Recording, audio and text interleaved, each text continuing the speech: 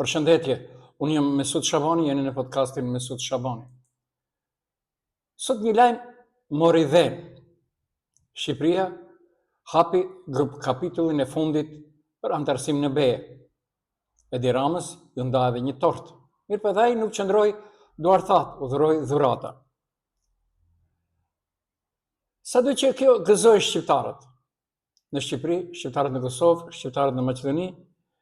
Shqiptarët në Maqedoni nuk e lanë pa e thumbuar Mickovskij, i cili gjatë kampanjës lokale para disa ditëve deklaroi: sa përpara jemi Shqipërisë në rrugën drejt BE-s, bile dhe Serbia është përpara, Malizi pa tek Shqipëria.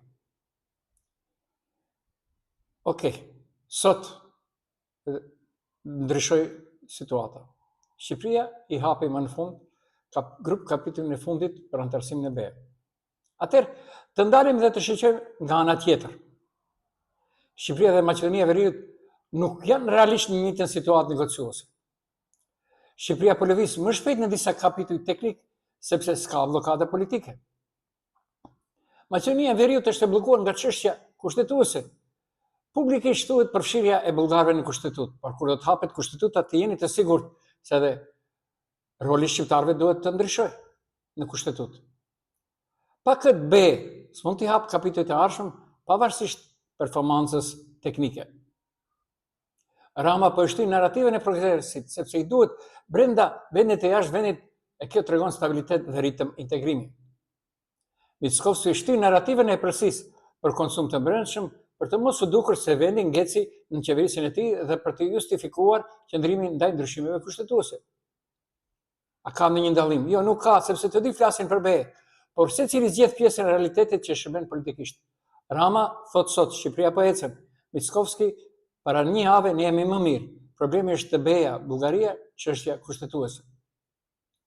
Por duhet thënë edhe një të vërtet. Pengesat nuk lidhen vetëm me Bullgarinë. Ka një ajet kuranor që thot: thuhet vërtetën për tjetë edhe në dëmin tënd. Bllokadat kryesore dhe formale është, por BE nuk ka mbillësit para problemeve të tjera serioze që Maqedonia e Veriut i ka të pasgjidhura prej vitesh. Ja, çfarë e frenon realisht Maqedoninë? 1. Gjyqësori jo i pavarur. BE-ja një problem për kohë është këtë problem. Emërime politike në gjykata e prokurori, vendime selektive, procedurat të ngadalta. Të janë thojza të themi kapituj të rënd. Dhe BE-ja nuk i hap dot pa progres minimal këto probleme. Korupcioni në nivel shtetëror. Ky është problemi kryesor.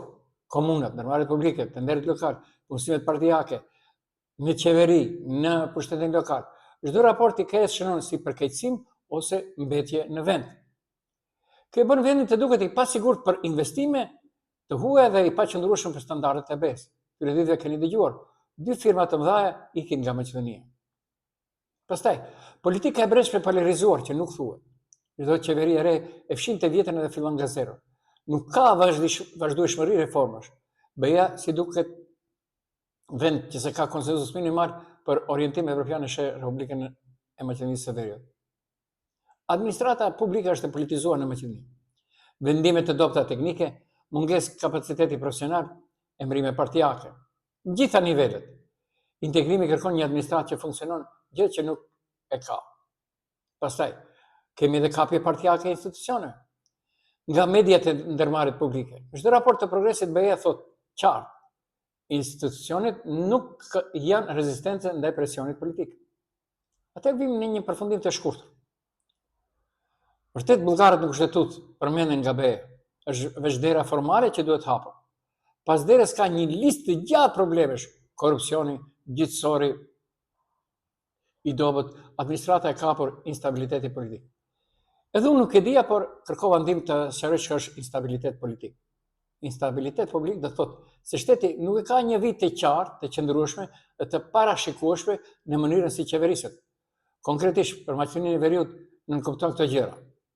Qeveritë ndryshojnë shpesh ose mbahen me shumicë të brisht. Çdo 2-3 vjet ka kriza parlamentare, mocione mosbesimi, ndryshime koalicionesh ose qeveri teknike. BE-ja i sheh këto si pasiguri. S'ka kush mban përgjegjësi afatgjate për reformën. Pastaj kemi polarizim ekstrem mes partive. VMRO dhe LSM nuk bashkëpunojnë për asgjë thelbësore, njëjtë edhe te bloku shqiptar. Sa herë vjen njëra në pushtet, anulon, bllokon ose rishikon gjithçka që ka bërë tjetra. BE nuk mund të planifikojë reforma me një vend që funksionon si lastik politik. Pastaj, çdo reformë varet edhe nga kalkulime zgjedhore. Kushtetuta, gjyqësori, lufta kundër korrupsionit, asgjë nuk bëhet sepse është e drejtë, por sepse si na del puna në zgjedhje.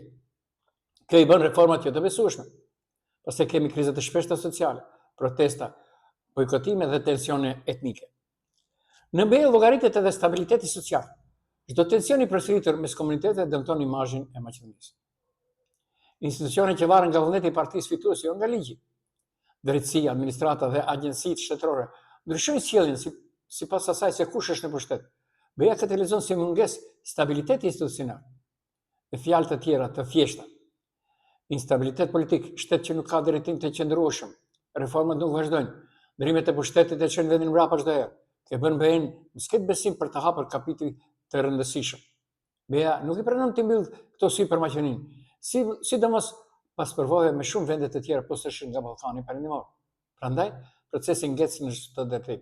Dhe atëherë, sado që duket deklaratë mjaft e dhënë gjatë kampanjës zgjedhore lokale, duket edhe jo serioze deklarata e Mickovskit, kryeministrit të Maqedonisë, se Maqedonia është para Shqipërisë. Bile edhe Serbia është para. Ne nuk kërkojmë që të jetë i njëkashëm, i njëanshëm, por e tham edhe diku në këtë reagim. Thuhet vërtetën, pa le të jetë në dëmin tënd, thot një ajet kuranor.